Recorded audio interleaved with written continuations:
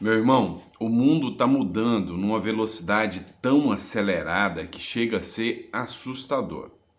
Preste atenção. Você está vendo uma guinada à direita e o mundo progressista ruindo com a volta do Donald Trump, a guerra comercial de Donald Trump com a China. E a China está começando a entrar no modo desespero, inclusive ameaçando retalhar até os seus aliados se eles estiverem do lado dos Estados Unidos.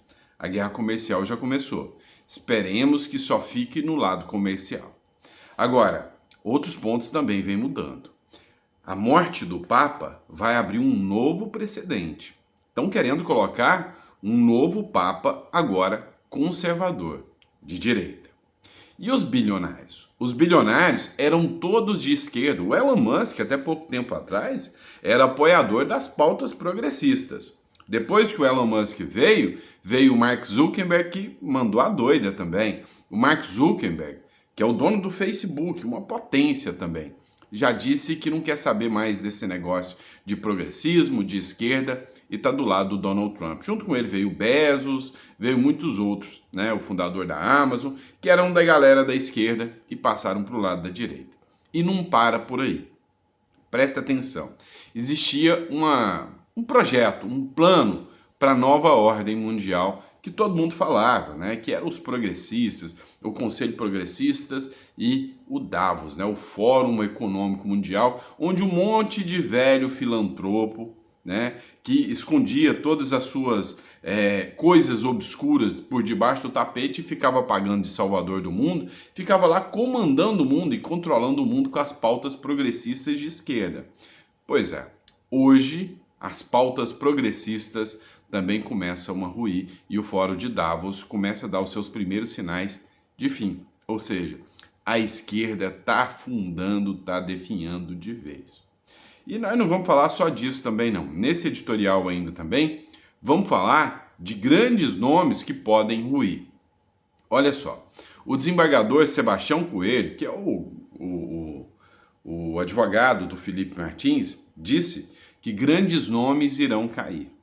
Hoje saiu uma nota dizendo qual é a pena que pode ser aplicada lá nos Estados Unidos contra quem pediu que fosse falsificado dados do Felipe Martins.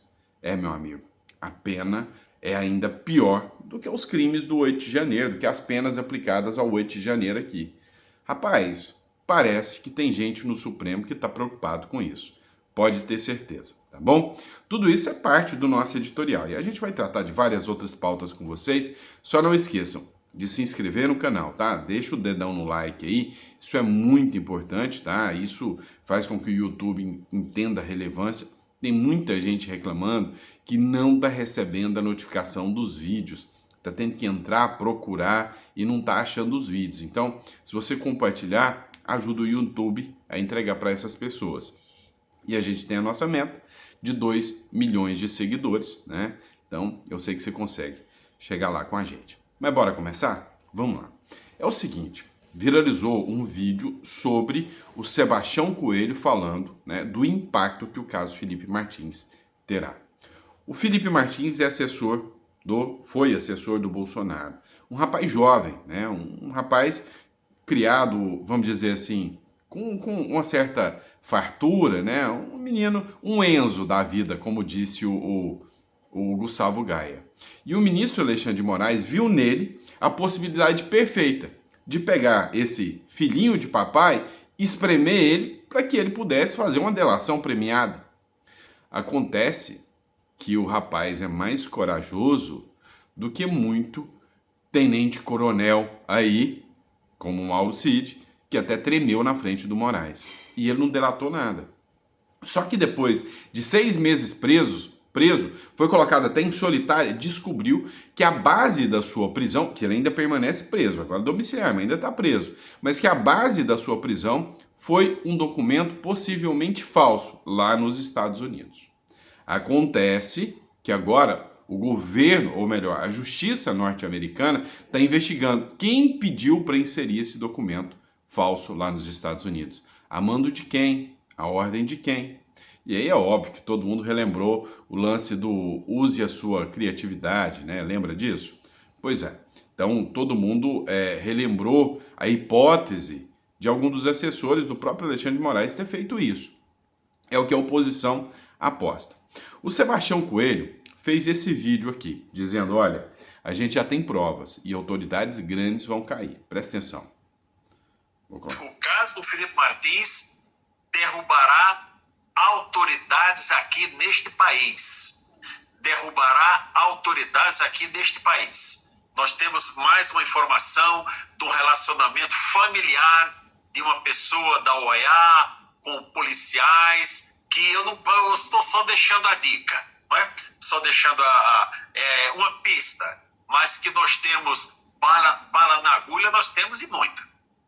O caso do Felipe Martins derrubará... Você viu o que ele falou aqui, o caso Felipe Martins, né, vai derrubar muita gente forte. E ele falou, não, nós já temos prova, ligação de policiais com gente da OEA que interferiu lá dentro. E aí, meu amigo, essas provas, né, podem ser apresentadas, com toda certeza serão apresentadas. Só que é o seguinte, publicação do Eduardo Bolsonaro, publicação de bastidor, ainda sobre o caso Felipe Martins.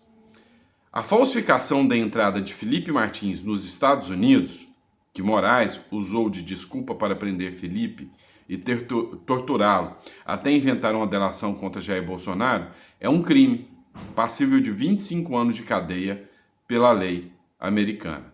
E aí, falas do Eduardo Bolsonaro. Forjaram provas, prenderam Felipe Martins e miram em Bolsonaro. Isso não é justiça, é perseguição com roteiro de ditadura. Foi a publicação do Eduardo Bolsonaro aqui.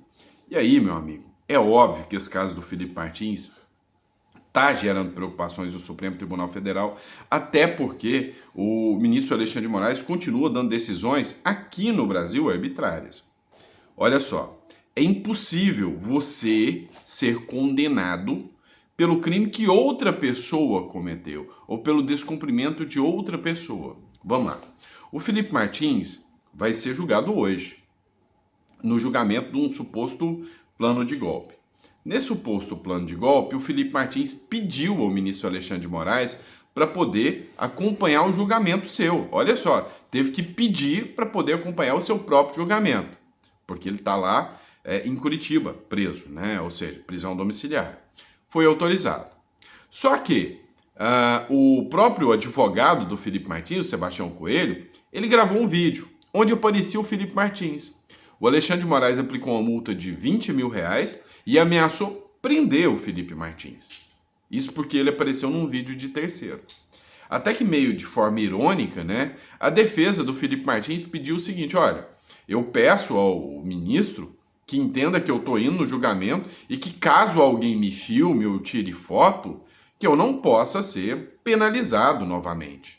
O ministro Alexandre de Moraes negou. Disse que qualquer terceiro, seja um jornal, alguém da imprensa, ou talvez até a própria TV Justiça, se filmar o Felipe Martins, se aparecer a imagem do Felipe Martins para o mundo, ele será preso novamente e será multado. Ou seja, se alguém filmá-lo, ele será preso.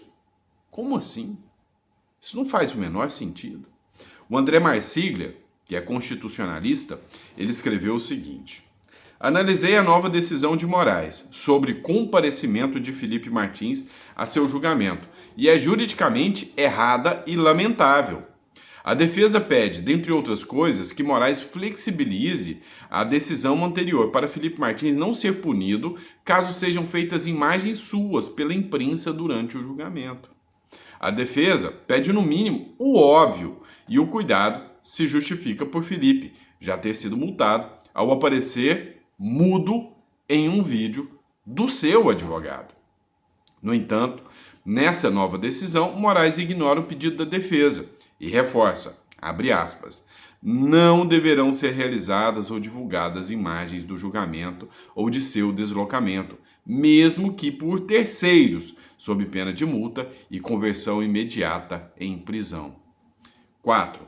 Moraes não está concedendo a Felipe o direito de ir a seu julgamento, mas criando-lhe uma armadilha e desestimulando o seu benefício. Não há nada mais medieval no direito do que ameaçar prender alguém por ato de terceiros. E é literalmente isso. É tirar o direito, né, que foi concedido. Ou seja, é literalmente uma armadilha que entra aqui o Felipe Martins, caso ele, né, compareça e seja, por óbvio, filmado. Você acha que uma mídia de esquerda não vai querer filmar o Felipe Martins? Não vai querer tirar foto do Felipe Martins só para ver ele voltar para a cadeia? É ridícula essa decisão, tá bom? Vamos lá, pessoal. Olha só. O sistema de esquerda mundial está entrando em colapso. Você já deve ter visto falar no Fórum Econômico Mundial, na Nova Ordem, né? no grupo de bilionários que estruturavam ali as ideias progressistas e que estão perdendo adeptos, tá? A galera bilionária agora está saindo da left people e está vindo para o lado certo da força, ou seja, para o lado da direita. Mas olha só, uma publicação do Leandro Rochel me chamou muito a atenção. Você já deve ter visto falar do Klaus Schwab, né? Ele que era o todo-poderoso fundador do Fórum Econômico Mundial. Ele criou o Fórum Econômico Mundial para criar essa agenda progressista, essa agenda, né, vamos dizer assim, dessa nova ordem que existia. O que aconteceu? O cara, em 21 de abril desse ano, chutou o balde, falou, tô fora, já não quero mais estar à frente do Fórum Econômico Mundial. Isso sacudiu, vou ler o que o Rochel escreveu aqui, ó. Isso sacudiu os alicerces do projeto globalista, que ele alimentou durante mais de meio século. Aos 87 anos, o alemão deixou a cena após transformar Davos em sinônimo de conchavo entre bilionários, políticos e tecnocratas. Um legado tão influente quanto controverso. O que acontece?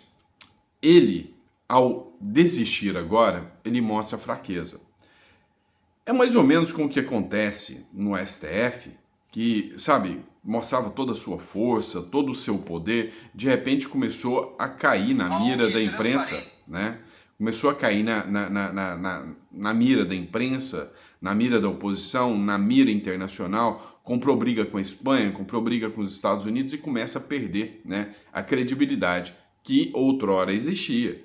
E com o Fórum de Davos, é exatamente isso também que está acontecendo, tá? E aí, quando a gente fala que essas mudanças estão acontecendo rápido demais, tem a questão agora também, né, do papado. Pois é, agora há uma hipótese de uma influência, inclusive do próprio Donald Trump, sobre o Vaticano, para que seja colocado um Papa conservador. E aí, meu amigo, muda as regras e a estrutura do jogo, tudo. Você pode ainda achar que a Igreja Católica não tem influência em nada, que a Igreja Católica é fraca, lê do engano. São gigantes no mundo. E aí, vem uma publicação do Paulo Matias aqui, tá? Lula teme o trumpismo no Vaticano e deseja sucessor de Francisco com visão progressista.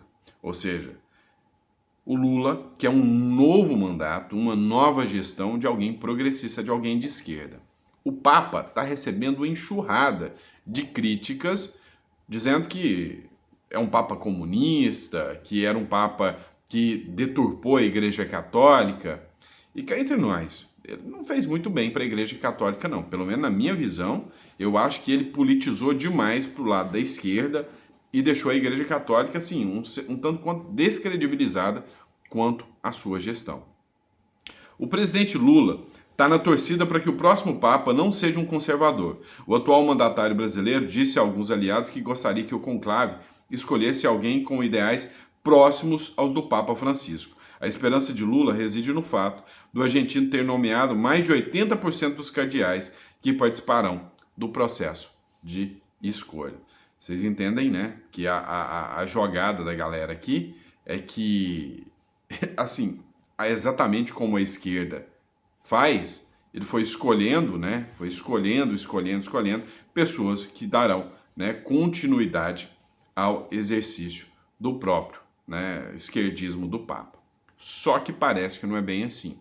A pressão do Donald Trump está funcionando, a pressão dos católicos. Você que é católico, que está me assistindo, gostava do Papa? Não. A maioria dos católicos brasileiros, por exemplo, não gostavam do Papa. Detestavam o Papa. E digo porque o Brasil é o país mais católico do mundo, né? E aí o que acontece? Parece que já surge um novo nome, e dessa vez um nome conservador. Atenção, o cardeal Robert Sarah, da Guiné, é um dos nomes mais cotados para suceder o Papa Francisco.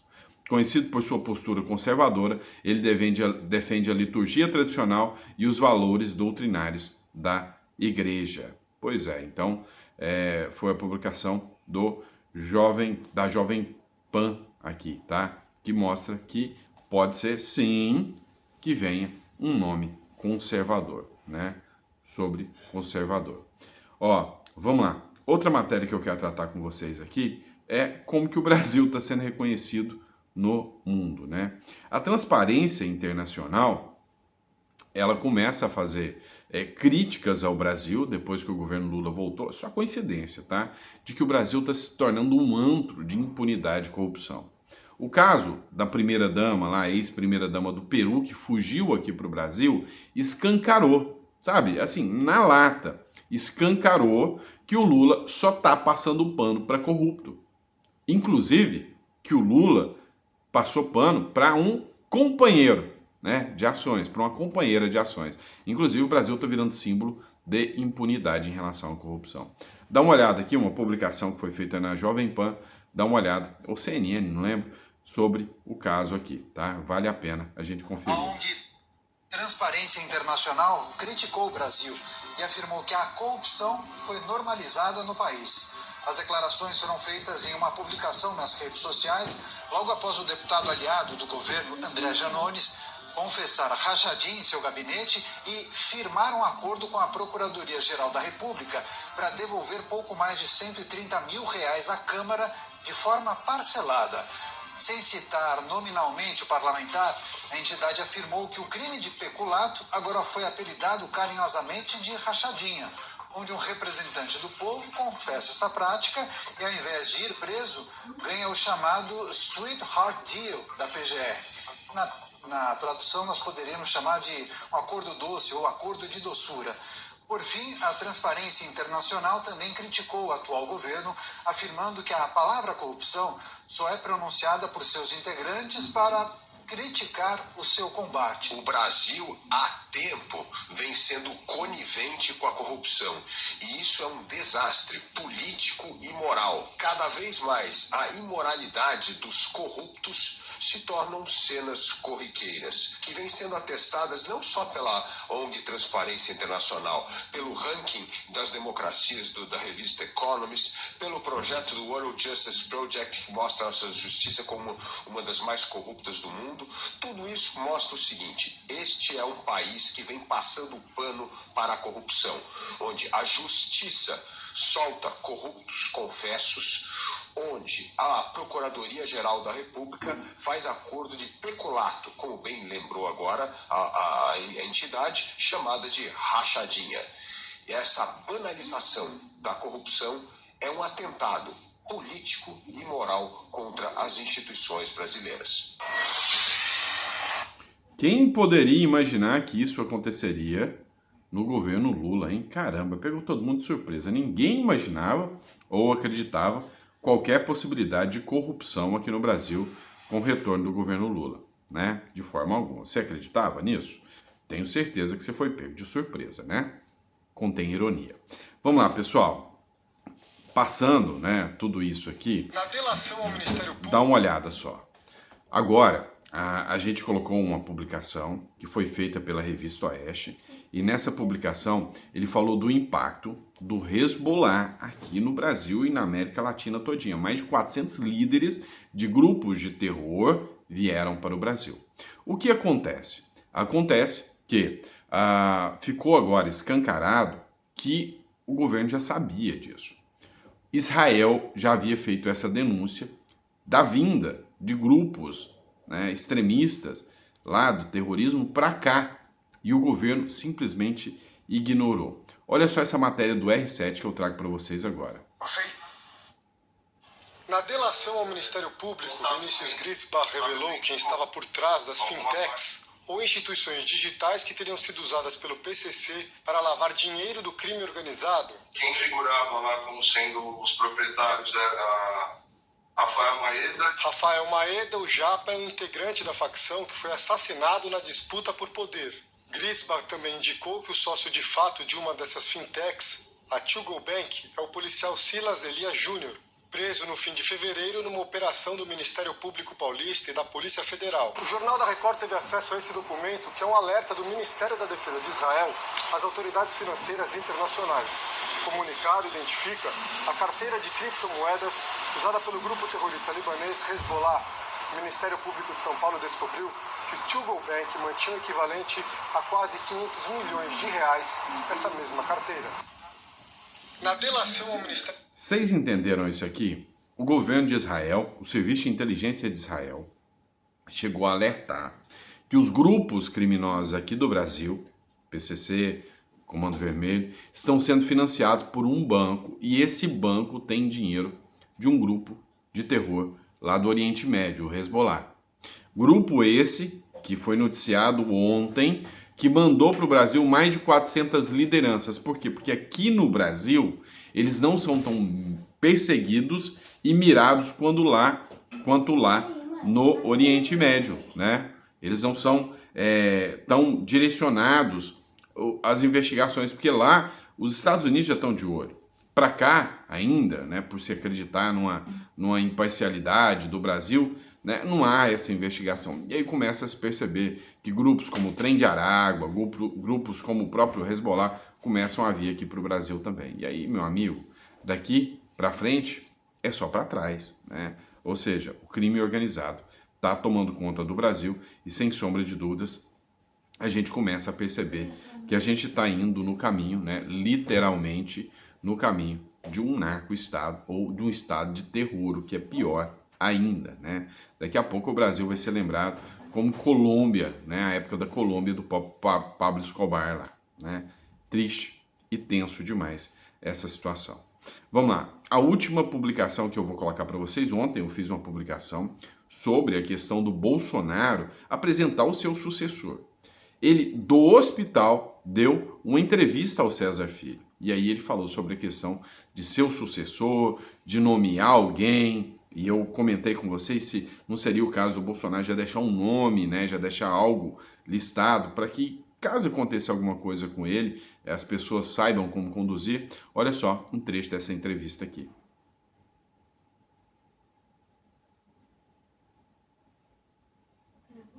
Espera aí, pessoal, vou colocar aqui para vocês. Parece que falhou a internet. Vamos lá.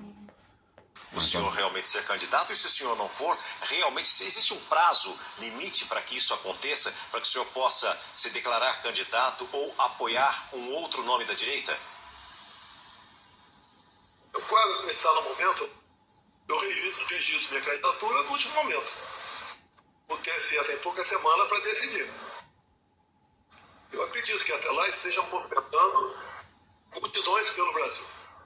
Eu duvido, a esquerda não vai ter o nome para se apresentar como um razoável candidato. Se for o Lula, pior ainda. Não tem liderança formada pela esquerda no Brasil.